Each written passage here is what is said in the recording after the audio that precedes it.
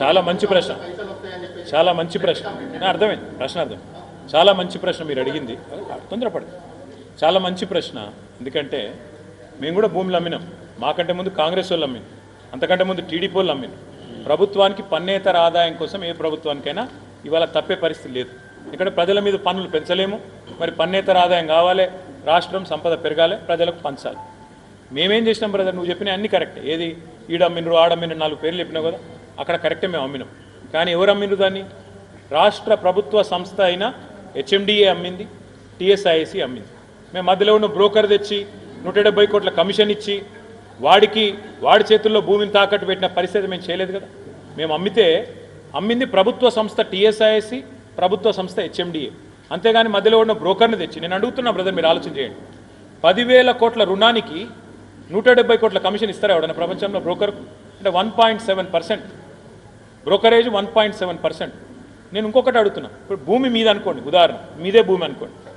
మీదే భూమి అయితే భాస్కర్ గారు, మీరు దొంగసాటున అర్ధరాత్రి జేసీబీలు పెట్టుకొచ్చి సాఫ్ చేసే ప్రయత్నం చేస్తారా? నెంబర్ 1.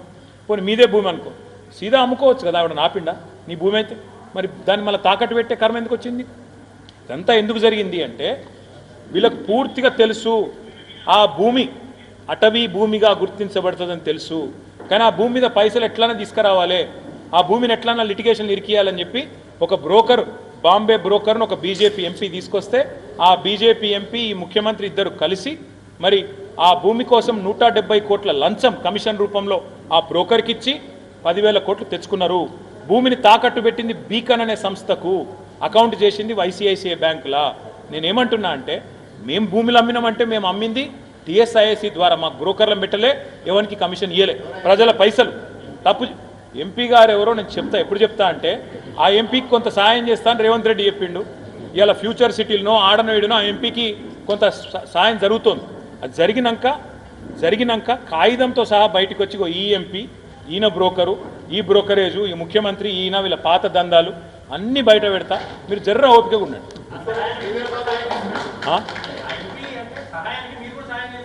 ఎట్లా అంటే దొంగ దొరకాలి కదా, మీ దొంగతనం కానీ ఏం చెప్తున్నాను. దొంగతనం అయినాక రెడ్ హ్యాండెడ్గా పట్టుకోవాలి కదా, సగంలో పట్టుకుంటే బాగుండదు కదా. మరి అట్లాంటప్పుడు ఎంక్వైరీకి భయం ఎందుకు? ఆర్బీఐ ఎంక్వైరీ కదా నేను అడిగేది కూడా. ఆర్బీఐ నిబంధనల ప్రకారం అన్నీ చేస్తే నేను అడుగుతున్నా, మీరు చెప్పండి నాకు ఒక్కటే మాట. స్థలం నీదైతే డైరెక్ట్గా అమ్మచ్చు కదా, తాకట్టు ఎందుకు పెట్టినావు మళ్ళీ అటంగా వేలం ఎందుకు అంటున్నావు? మరి అసెంబ్లీలో ఒకటి చెప్తావు, బయట ఒకటి చెప్తావు. మీ పీసీసీ అధ్యక్షుడు నేను తాకట్టు పెట్టినా అంటాడు, నువ్వు పెట్టలేదంటావు. ఏది కరెక్టో మీరు అనుకోండి. ఫస్ట్ ఒక అర్రలో కూర్చొని మొత్తం గాంధీ భవన్లో కూర్చుంటారా ఇంకొక అది ఎవడో పేపర్ ఒకటి రాసిండు, నాకేం సంబంధం స్వామి, ఆయన కలవడ్డదేమో, మాకేమి. మేము అన్నామా ఎక్కడన్నా మీకు చెప్పినామా? మేము చెప్పినామా? అరే ఎవడో కూడా అంటాడు, ఆయన నాకు అర్థం కాదు, ఆయన కలవడ్డదేమో. మేము అధికారంలోకి వస్తే వీళ్ళలాగా చిల్లర పనులు అయితే చేయకపోతుంది. మీకు ఒకటి గుర్తు చేస్తా బ్రదర్, కేబీఆర్ పార్కు చుట్టూ ఆనాడు మున్సిపల్ మంత్రిగా 6 ఫ్లైఓవర్లకు టెండర్ కూడా నేను పూర్తి చేసిన 1,500 కోట్లతో. ప్రజలు ఎప్పుడైతే చెట్లు కొట్టొద్దు ఇక్కడ అని ఆందోళన మొదలుపెట్టినరో కేసీఆర్ గారు నాకు చెప్పిన ఒకటే ఆదేశం ఇచ్చింది, అందరూ బాధపడుతున్నారు 800 చెట్లు పోతాయని, క్యాన్సిల్ చేయండి చేయకండి అని చెప్పిండు. మేము వెనుక పోయినాం. అది మా సంస్కృతి, మాకు ఆ ప్రజాస్వామిక స్ఫూర్తి ఉంది. ఆడ 400 ఎకరాల చెట్లు కొడుతున్నావు, మొత్తం జింకలు చేస్తున్నాయి, జంతువులన్నీ మాయమవుతున్నాయి, అమ్మకరా నాయన అని చెప్పి మేం కాదు కదా మొదలుపెట్టింది, సెంట్రల్ యూనివర్సిటీ విద్యార్థులు.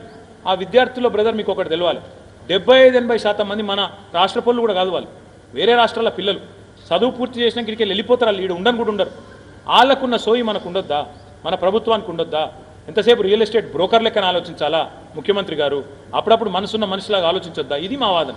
అందుకే నేనేం చెప్పినా, ఎవరన్నా కొంటే ఒక ఇంచు కొన్నా మా ప్రభుత్వం మమ్మల్ని బద్నాం చేయొద్దు. ఇప్పుడు మేము 3 ఏళ్ల ముందు చెప్తున్నాం, ఎవడు కొన్నా ముమ్మాటికి దాన్ని రద్దు చేస్తాం, ఎట్టి పరిస్థితిలో కొనకండి, పార్టిసిపేట్ చేయకండి, ఈ స్కామ్లో మీరు కూడా భాగస్వాములు అవుతారని చెప్తా ఉన్నాం. Thank you.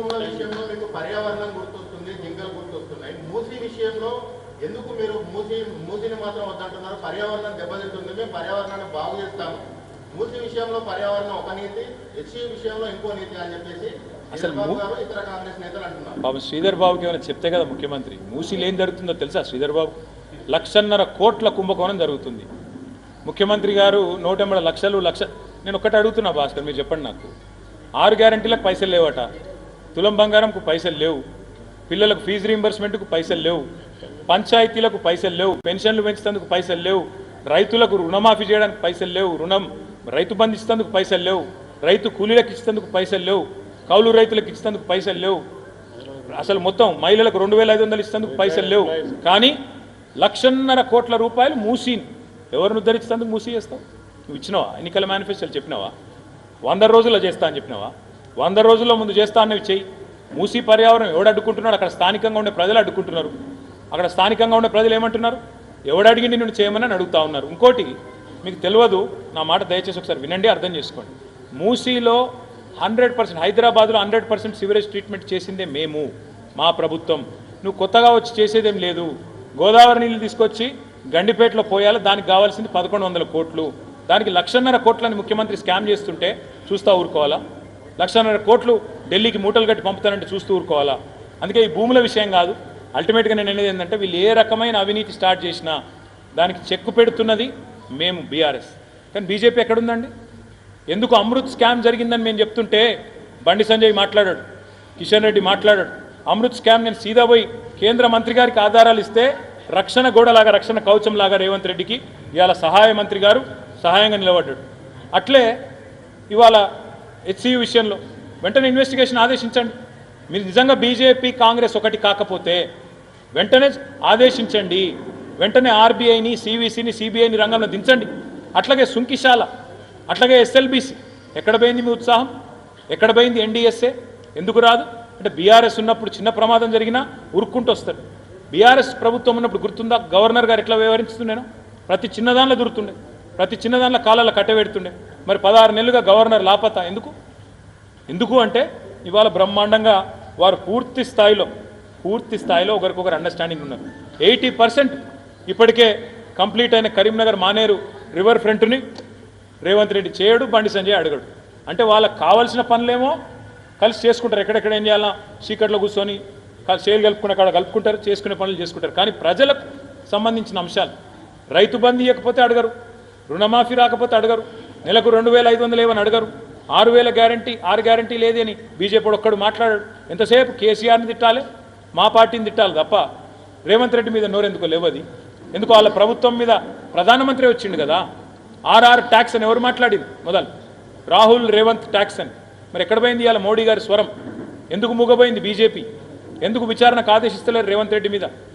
అందుకే మేము అనేది 2 ఢిల్లీ పార్టీలు, ఒకటి సంచులు మోసే పార్టీ, ఇంకోటి చెప్పులు మోసే పార్టీ, వీళ్ళెన్నటికీ తెలంగాణకు న్యాయం చేయలేరు. ఈ గులాబీ జెండానే తెలంగాణకు శ్రీరామ రక్ష. అది చెప్పడానికి ఏప్రిల్ 7 సార్.